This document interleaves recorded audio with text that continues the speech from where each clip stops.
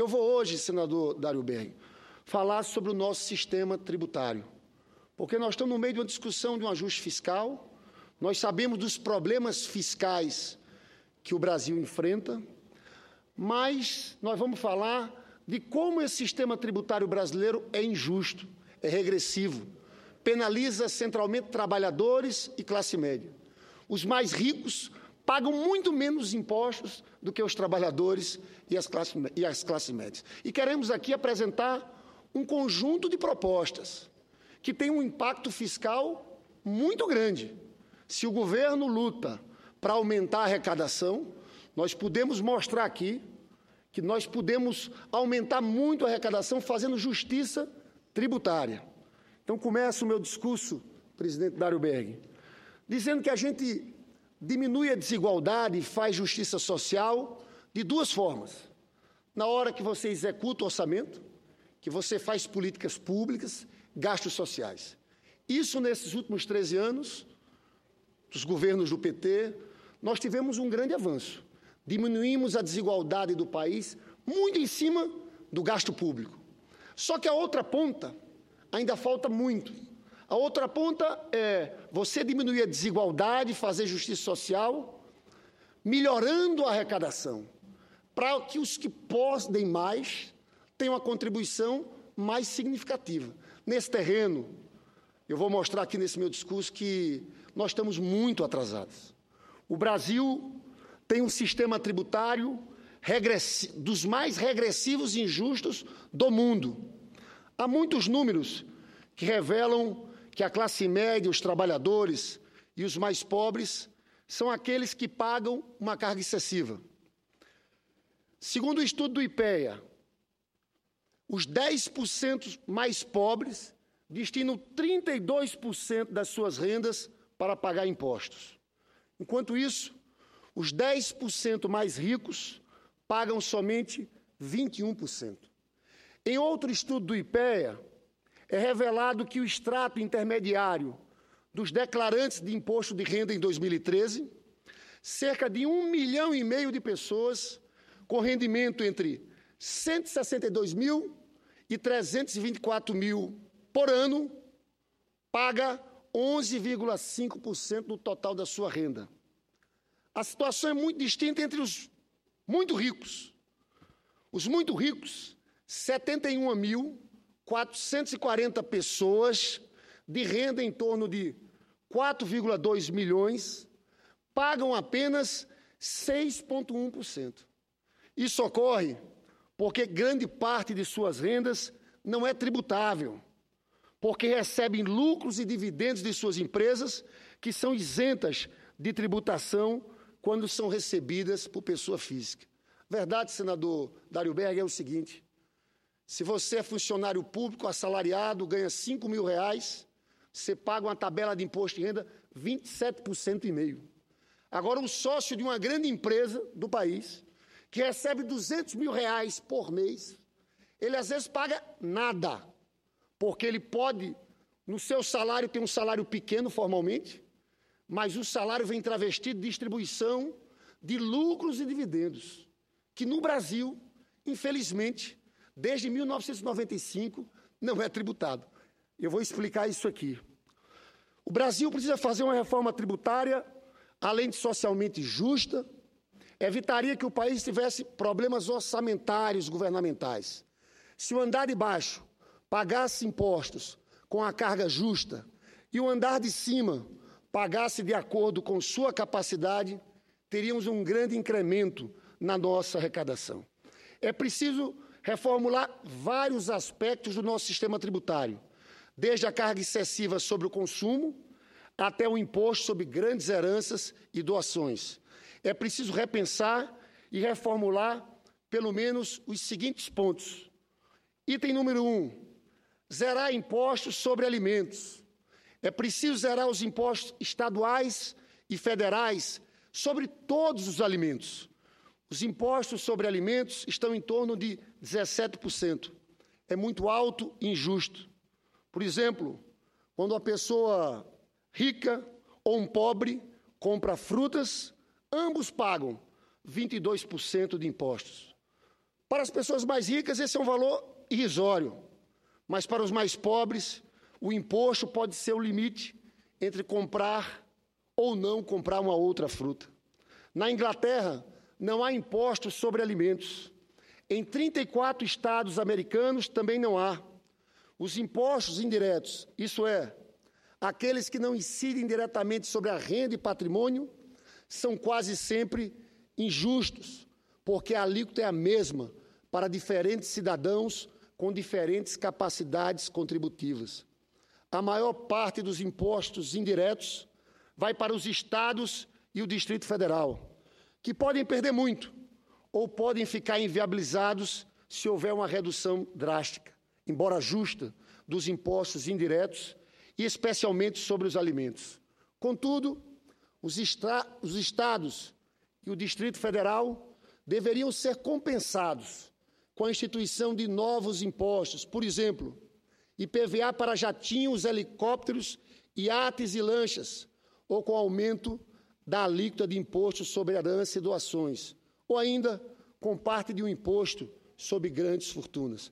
Eu falei aqui de helicópteros, jatinhos e iates, porque não sei se Vossa Excelência sabia.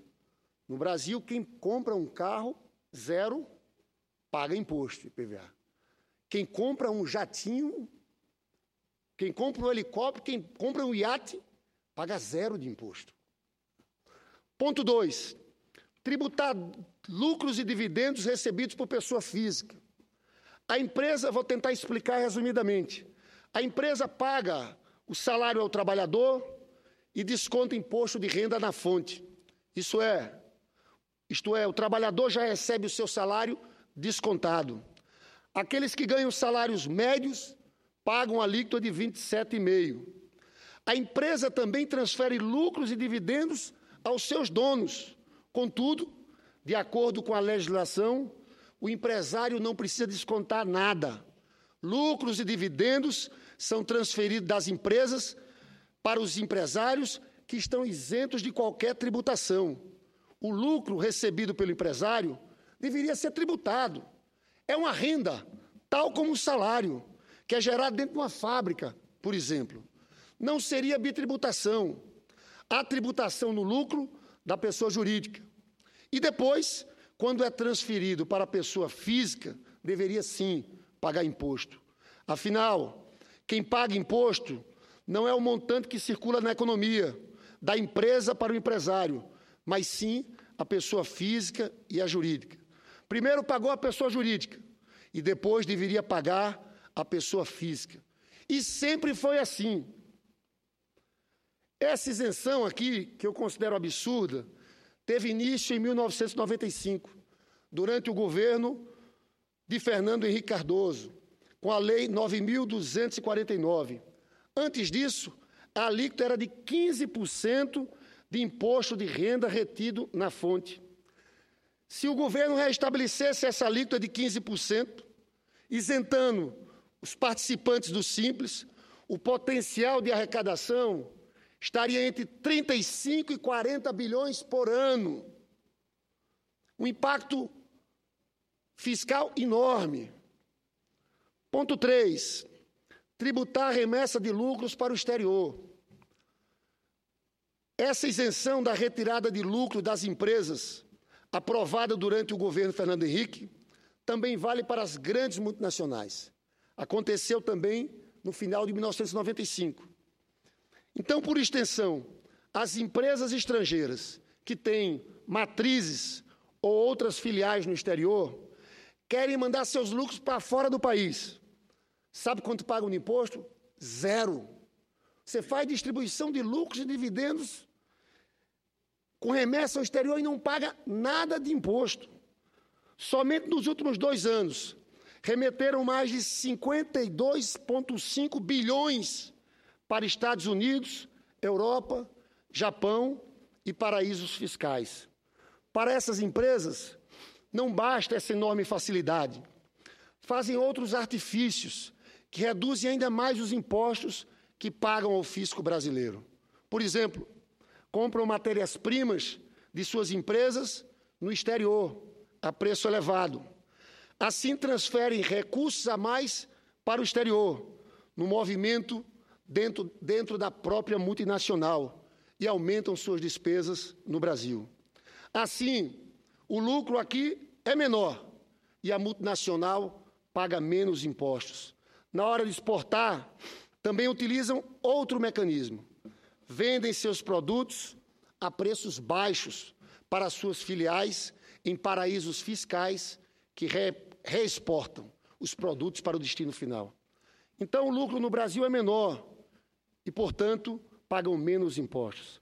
Em verdade, fazem apenas operações contábeis com suas filiais em paraísos fiscais, porque enviam diretamente mercadorias para o verdadeiro destino. A operação com paraísos fiscais é essencial para reduzir os lucros que oferem no Brasil e para que parte do lucro já fique depositado em um país onde a tributação inexiste. Senhor presidente, quarto ponto que nós apresentamos de propostas: estabelecer pagamento anual de IPVA para helicópteros, jatinhos, iates e lanchas. Muitas das propriedades dos ricos e bilionários são isentas de impostos. Aqueles que possuem iates, lanches, jatinhos, helicópteros, não pagam impostos relativos a essas propriedades. Mas o trabalhador, como eu falei aqui há pouco, que tem um carro popular, paga IPVA todos os anos. Somente em São Paulo, há mais de 400 helicópteros. E algumas das embarcações de luxo são verdadeiros apartamentos flutuantes. Tem 5 suítes, são decoradas com requinte, porém, não pagam um centavo de impostos. Muitos alegam que esses veículos estão sob controle federal e já pagam taxas, por exemplo, Capitania dos Portos e ao Ministério da Aeronáutica. Entretanto, taxas têm uma significação completamente diferente daquela referente a impostos. Taxas são pagas para fins específicos e para manutenção de controle. Impostos têm a finalidade arrecadatória e de promoção da justiça social. Um bem pode pagar uma taxa e um imposto. É o caso de apartamentos em muitas cidades, que pagam IPTU, taxa de incêndio, ao Corpo de Bombeiro, Vossa Excelência, que foi prefeito, conhece bem. O IPVA é um imposto estadual e do Distrito Federal. No passado, alguns estados tentaram cobrar IPVA desses veículos. Em 2007, a questão foi parar no Supremo Tribunal Federal, que decidiu que tais veículos estariam isentos de impostos assemelhados ao IPVA. Para superar os entraves legais e para que estados e Distrito Federal possam cobrar IPVA desses veículos, eu apresentei uma PEC número 116 de 2011, que está na Comissão de Constituição e Justiça do Senado, à espera da designação do relator. Ponto 5. Aumentar a alíquota máxima do imposto sobre grandes heranças e doações. Não estou falando aqui de pequenas heranças, de quem deixa um apartamento, quem deixa um carro. Estou falando aqui de grandes heranças. O imposto sobre grandes heranças e doações é muito baixo no Brasil. A alíquota máxima, que pode ser cobrada por estados e Distrito Federal, é decidida pelo Senado Federal. A alíquota máxima hoje é de 8%. Foi uma decisão de 1992. Mas, por exemplo, no Rio de Janeiro e em São Paulo, onde mora a maioria dos ricos e bilionários do Brasil, cobra-se no máximo 4%. Deveria ser estabelecida uma tabela progressiva, isentando pequenas heranças e doações e tributando de forma justa as grandes. Apenas Ceará, Santa Catarina e Bahia são exemplos de estado que tem tabela progressiva e praticam a alíquota máxima permitida, que é de 8%. O estado do Maranhão também está estabelecendo uma tabela progressiva, já que tinha uma alíquota única para todos os valores de bem. Uma tabela progressiva deveria relacionar valor da doação e parentesco. Quanto maior o valor e mais distante o grau de parentesco, maior seria a alíquota. Portanto, uma tabela com essa envergadura acabaria com as distorções que hoje existem quando um filho herda um imóvel de porte médio e tem que pagar imposto sobre herança. Deveria ser isento. Agora, quando vamos olhar a comparação internacional, é preciso que se diga, na Inglaterra, a alíquota de imposto sobre herança é de 40%. No Chile, 35%. Na França, 60%. No Japão, 55%. Não estou falando aqui de nenhum país socialista. Estou falando de Inglaterra, Chile, França, Japão. Nós só cobramos 8%. Estabelecer, número 6, imposto sobre grandes fortunas. A Constituição de 88 estabeleceu que a União pode cobrar imposto sobre grandes fortunas. Mas o poder econômico, dentro e fora do Congresso, impede sua efetivação. Esse imposto existe, por exemplo, na França, no Uruguai, na Argentina e muitos outros países. Esse não é um imposto que atingiria a classe média, mas faria com que os ricos e bilionários pudessem ser solidários com os mais necessitados. Aliás, hoje esse imposto é chamado na França de imposto de solidariedade. Incidiria sobre ativos reais e financeiros passíveis de serem transmitidos por herança e doação. Não haveria bitributação. Deveria ser descontado todo o imposto já pago sobre um bem. Por exemplo, o valor do IPTU seria descontado do imposto de grandes fortunas. Não haveria fuga de fortunas para o exterior. A experiência da França, por exemplo, mostra que o número de declarantes e o valor arrecadado tem crescido ano após ano. O grau de concentração da riqueza deve ser o parâmetro para o estabelecimento de alíquotas. O Brasil tem dezenas de bilionários e milhares de ricos que não fazem solidariedade fiscal aos mais necessitados, simplesmente porque são aliviados pelo sistema regressivo que possuímos. Segundo a revista Forbes, os 10 brasileiros mais ricos têm uma fortuna de 266 bilhões e são donos de meios de comunicação, bancos, redes de fast food, cervejarias, empreiteiras, frigoríficos, fábricas de massa e biscoito. A mesma revista informa ainda que o Brasil tem 65 bilionários. Item 7, senhor presidente. Extinguir uma jabuticaba. Só existe no Brasil uma modalidade de juros, juros sobre capital próprio.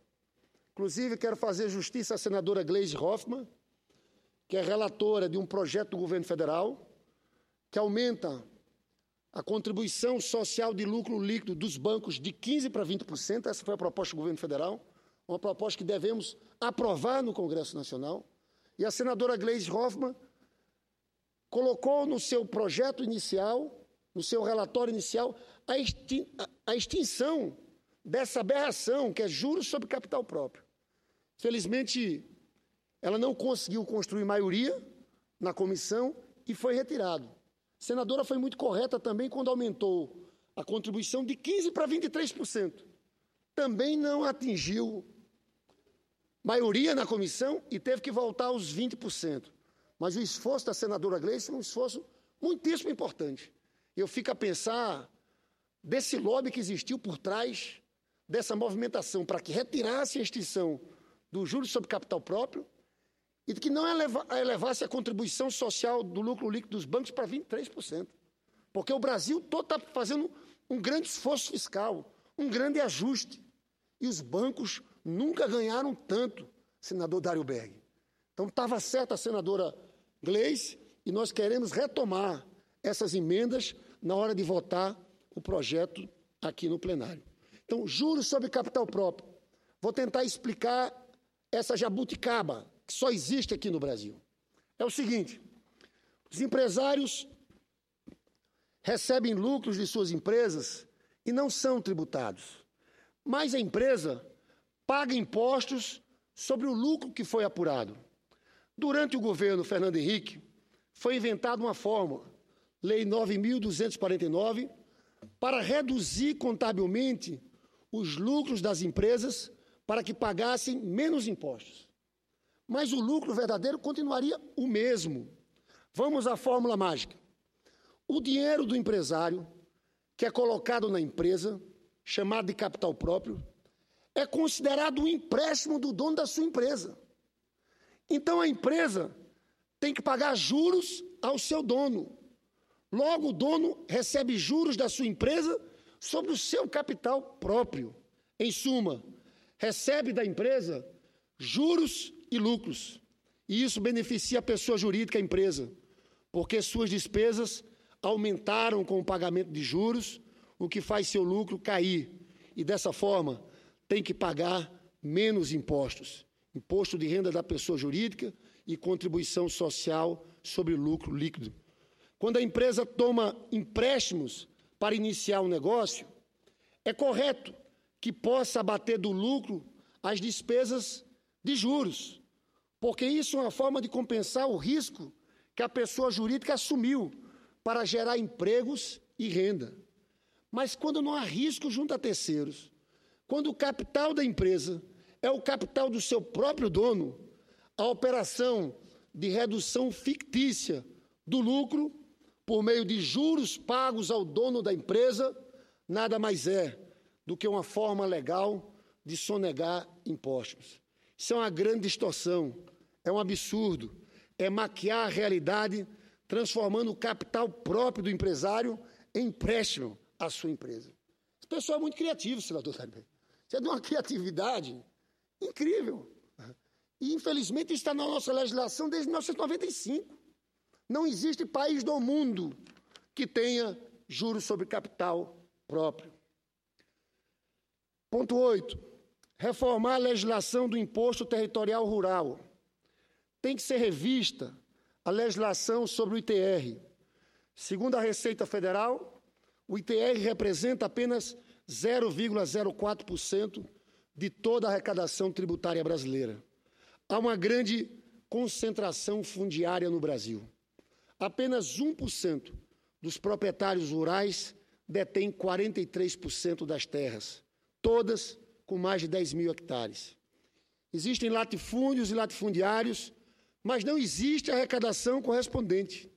A atual legislação estimula que terras permaneçam improdutivas e sejam utilizadas como ativos em um jogo especulativo de valorização. Entretanto, terras deveriam ser paraísos ecológicos da sociedade produtora de alimentos saudáveis para o mercado interno. O ITR tem que sofrer uma reformulação que leve em conta o tamanho das terras e a quantidade e qualidade da produção.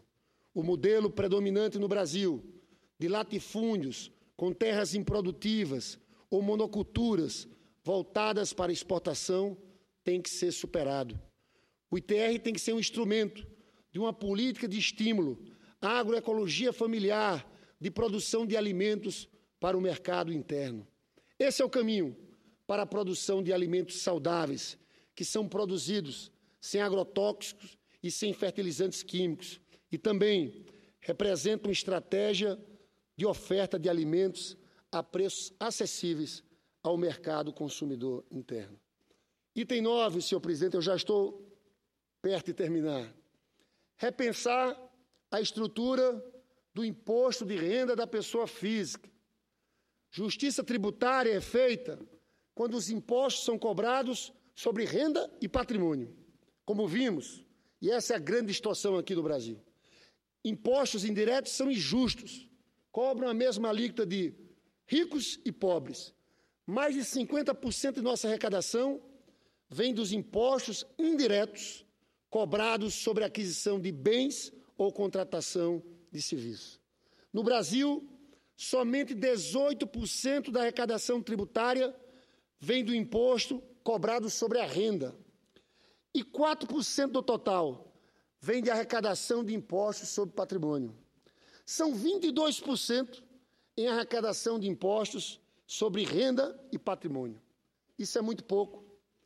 Nos Estados Unidos, Canadá, Inglaterra, essa soma é superior a 50%. Os impostos indiretos têm um peso muito menor. Volto a falar que não cito aqui nenhum país socialista, estou falando de Estados Unidos, Canadá e Inglaterra. É na declaração de rendimentos que está revelada a verdadeira capacidade contributiva de cada cidadão. No supermercado, somos todos iguais perante o caixa. Portanto, devem ser estimulados estudos e propostas de reformulação da estrutura atual do imposto de renda da pessoa física. Há pontos cruciais a serem equacionados. Trabalhadores e classe média estão sobrecarregados. Ricos e milionários estão aliviados. A arrecadação é baixa, como a proporção da arrecadação total. A tabela de alíquotas contém graves distorções. Por exemplo, quem ganha R$5.000 por mês paga a mesma alíquota de quem ganha R$150.000 por mês. Só que aqui tem uma questão, senador Dário Berri. É difícil alguém receber R$150.000 como salário. Ou a pessoa vira pessoa jurídica, que aí paga 15%, ou faz distribuição de lucros e dividendos e não paga nada. Então, é importante entendermos essa distorção na questão das alíquotas de imposto de renda. A alíquota máxima aqui no Brasil é de 27,5%. Nos Estados Unidos é de 39,6%, porque tem alíquotas maiores para quem ganha mais. No Chile é de 40%. Na Bélgica, 50%. As evidências internacionais mostram que países menos desiguais têm mais alíquotas na tabela e a alíquota máxima que atinge os ricos é bem elevada. Senhor presidente, há muita desinformação sobre a questão tributária. A sociedade precisa conhecer esse assunto, precisa ser chamada a entendê-lo e a decidir sobre o tema. Esse é um assunto que poucas pessoas conhecem com profundidade. Alguns pensam que a carga tributária é alta para todos, o que não é verdade. A carga tributária no Brasil é aproximadamente 35% do PIB. Na Alemanha, 37,1%. Na Áustria, 42,1%. Na Suécia, 44,5%. No Brasil, a carga tributária é alta para a classe média, para os trabalhadores e para os pobres. Outros pensam que nem pagam impostos porque não sabem que existe imposto em cada produto ou serviço que adquirem. Somente o entendimento pode levar à mobilização da sociedade e a mudanças no sistema tributário. Não há outro caminho. Além da necessidade de se fazer uma reforma tributária para que tenhamos um sistema progressivo e justo, há outros problemas graves a serem enfrentados nessa esfera. O primeiro é a sonegação. E o segundo, a cobrança da dívida ativa da União. A sonegação no Brasil é altíssima. O Simprofaz, Sindicato dos Procuradores da Fazenda Nacional, categoria que é responsável por cobrar impostos que são devidos à União, estimam que a sonegação em 2014 foi da ordem de 518 bilhões de reais. Estima-se ainda que em 2015 a sonegação já atingiu 340 bilhões de reais. Quem sonega imposto não é o trabalhador, que já recebe o seu salário com desconto feito na fonte. Também não são os mais pobres, que gastam todos os seus rendimentos em alimentos, transportes e serviços públicos. Eles pagam imposto no ato do consumo ou da aquisição de um serviço. Quem sonega impostos são as grandes corporações, que movimentam volumes extraordinários de recursos e têm departamentos especializados em reduzir a carga de impostos que deveriam pagar. Dívida ativa da União é a dívida comprovada de pessoas físicas e jurídicas com órgãos do governo federal. Mas a maior parte dessa dívida, mais de 90%, é de natureza tributária. Após processo de averiguação, que foi atestada a existência da dívida, o governo federal, através da Procuradoria-Geral da Fazenda Nacional, abre processos de execução fiscal. Por falta de estrutura, a cobrança dessa dívida é muito lenta e ineficiente.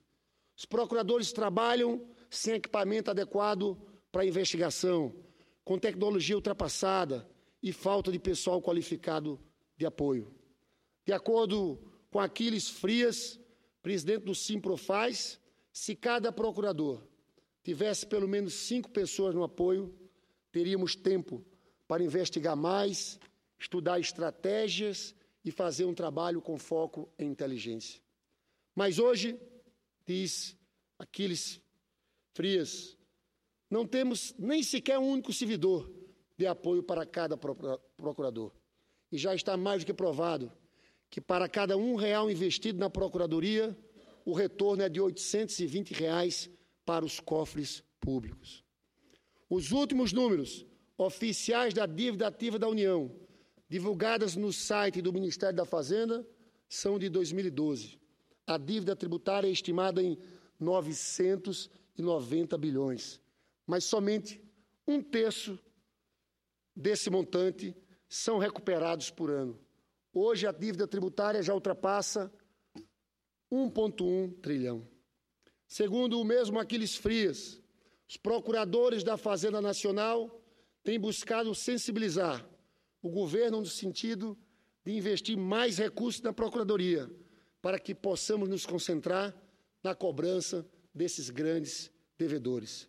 Se o governo investisse na Procuradoria-Geral da Fazenda Nacional, o Brasil não precisaria fazer o ajuste fiscal, porque teríamos condições de cobrar um estoque gigantesco de mais de R$1 trilhão.